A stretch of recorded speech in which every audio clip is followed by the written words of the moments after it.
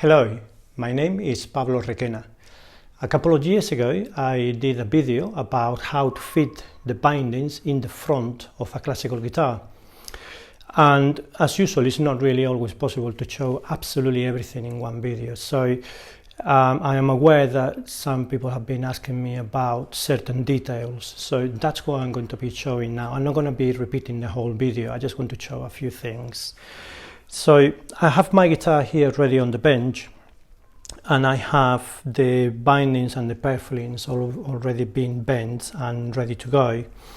So what we need to do is that once we have cut the channel with the router or with whatever tool you chose to do it with, there's always an area up here where the body meets the neck, where the router doesn't have the ability to cut because the neck is in the way. So it's this area here that we're going to be finishing off by hand, and we want it to look like this other side. So basically all we're doing is continuing the channel that the router is able to cut for us, so that the bindings and purflings will go underneath the fingerboard when we put the fingerboard on top of the soundboard and the neck. So to do that job, what I'm going to do is I'm going to do a few marks, and then I'm going to start cutting that channel, and I'll explain how I do it. So the first thing that I want to do is to position the bindings and the purflings together in place, and I'm going to, with a pencil, I'm going to mark the place. Well, I'm going to mark this here first. I'm going to mark this line, which is as far as it's going to go in terms of the channel that I'm making. And then I want to have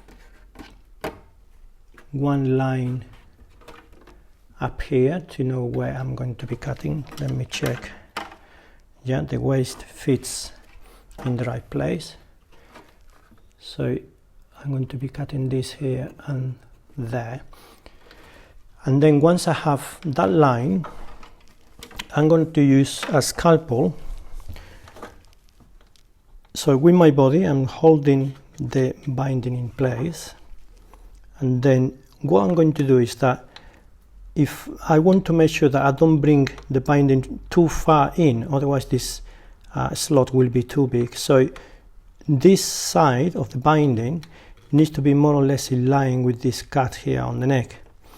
But if I just go and cut it in the right place, the chances are that my slot is going to end up being a little bit too big. So what I'm going to do is that I'm going to bring it out a bit, and on purpose I'm going to be cutting this a little bit smaller than it needs to be, because that way, so I've got my mark there with the scalpel, and we're going to be cutting up to here. And the idea is that once I remove all of this, this is still going to be a little bit too small for this tool to fit in here.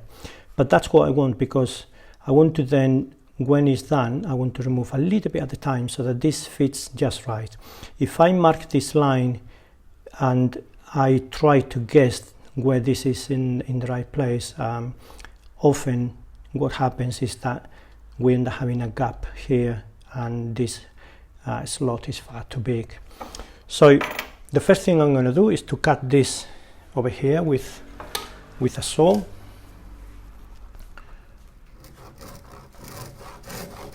I know all of this is excess and I don't need it, so I can cut all of that, just get it out of the way. So now every time I have to test whether this fits or not, I know it's exactly the right portion of the binding that will go in there. So I'm just going to leave this here nearby. Now the next job is to remove all this material here. So what I'm going to do is that with the scalpel, which is very sharp, it's a fresh blade as well. So what I'm doing, it's making quite a deep cut here, and because this cedar top is very soft, I'm able to cut quite deep. You could do this also if it was a spruce top. It's exactly the same. Perhaps the spruce is a little bit harder and you cannot cut as deep, but it will work in the same way. So now I'm going to be removing material from here, but I want to make sure that I don't cut more than the depth of the cut from the scalpel, because then what that would do is that it would damage this area here. And even though most of it is going to be under the fingerboard, I want to make sure that I don't have any damage there. So now carefully, using a chisel that is smaller than the slot that I'm cutting, this chisel is 1.5 or 2 millimeters actually, it's a 2 millimeter chisel. Okay, now I can see that I've got to the bottom of that cut, so I'm going to pick up my scalpel again, and I'm going to cut a little farther like this, and now I can remove a little bit more. There we are.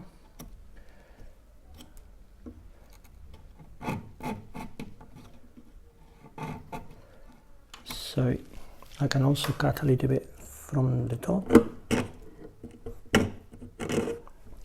like that. Okay, so I can see that I've gone now all the way through the soundboard, and now what I can see here is the side. I can see the rosewood from the top here. So I need to get this channel down all the way to the level of this ledge there. So that is what I'm going to do now. And what I want to do is to make sure that I cut very thin slices at a time, because if I try to cut too much, it's guaranteed that something could go wrong.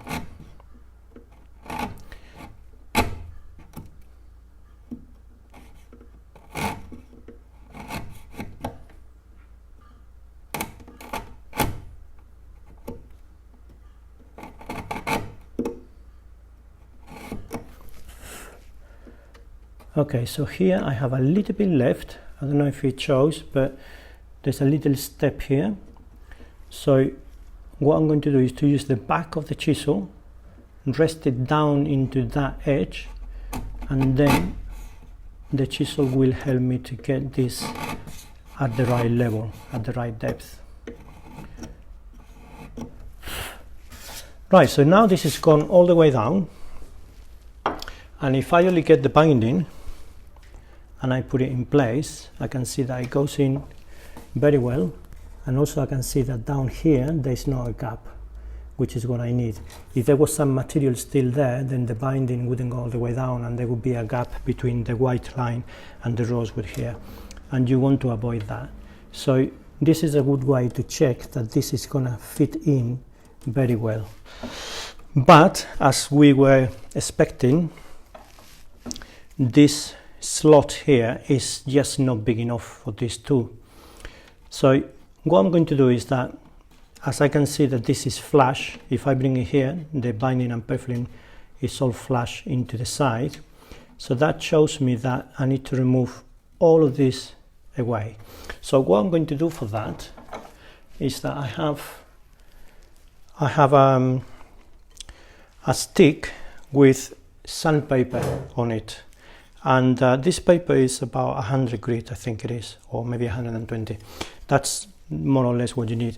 And I have this shape into the end of it so that I can actually go in the slot without damaging anything. So that is what I'm going to do. I'm going to start cutting this with the sandpaper stick, and I don't want to touch any of the area where it was done by the router, because that's already done and it's accurate, so I don't want to have any changes there.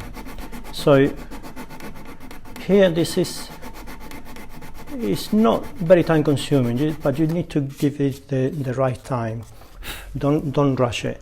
I can also do it from the top, bring it vertical, and just work on this area here.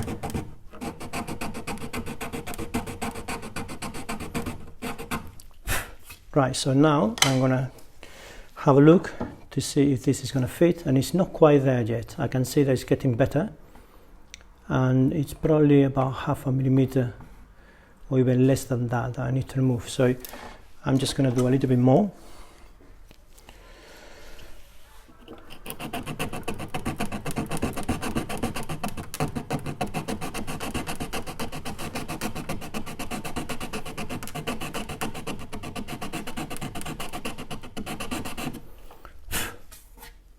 I'm going to try again. Okay, now this wants to go in, but I don't want to force it. I want this to go in, you know, just tight, but not too tight, because by the time I want to glue this in place, if it's too tight, it will be really hard to fit it in by the time I got the glue and everything in place. So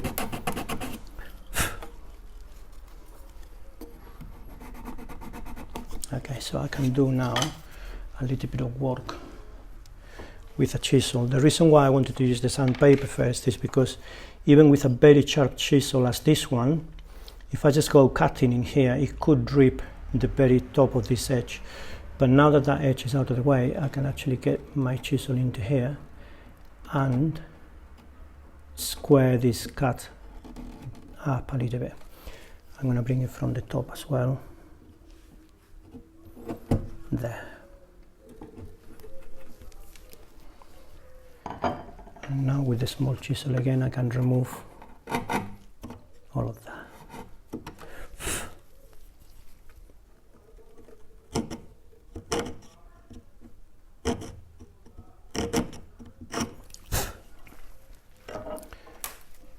And now we're going to have a look again.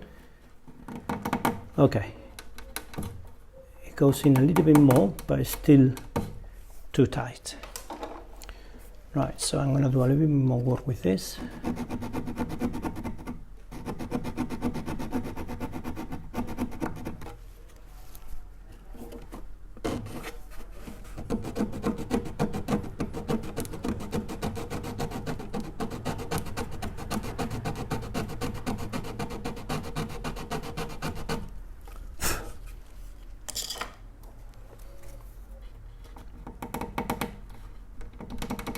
Okay.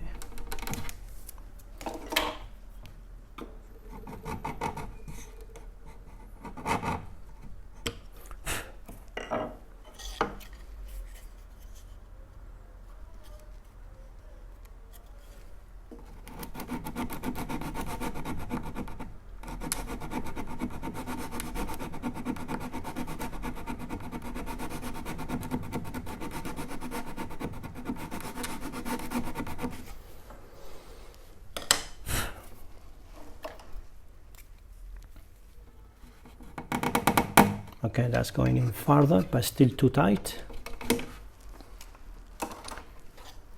So this is where you have to be careful not to overdo it, because now the difference between having a good fit and a loose fit is very small.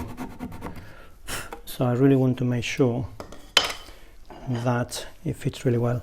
Now from the top, I'm just gonna cut a little bit there,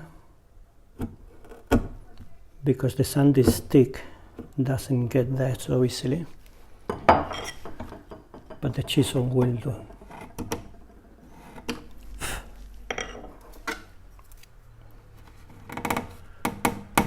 Okay, a little bit more.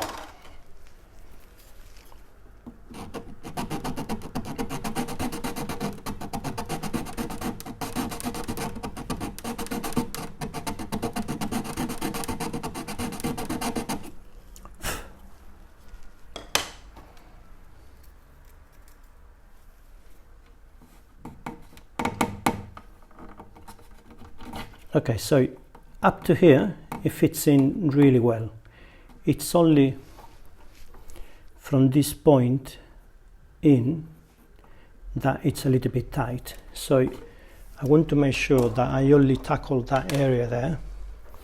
So I'm going to do that with the chisel. So very carefully, I'm just going to remove a very, very small amount of material, like that. And then I'm going to remove it here with a small chisel. And now we're going to have a look, and that's it. this is now fitting in really well. It goes all the way down,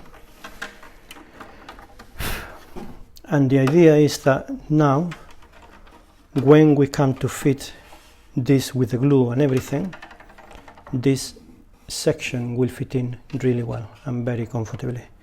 So this other end, I'm just going to leave it long like this, because at the moment I'm not really sure where I should be cutting it, as I need to do that when the other one is in place. And because I will be gluing these two in place at the same time, what I will do is that this other one I've already prepared and it's cut to the right length, and then when it comes to fit this one in, like you can see in the previous video that I already got on YouTube, you can see how to fit this end as well. So this is what I wanted to show in this video, and now I'm ready to start gluing everything together. So I hope that you found this helpful, and until the next one.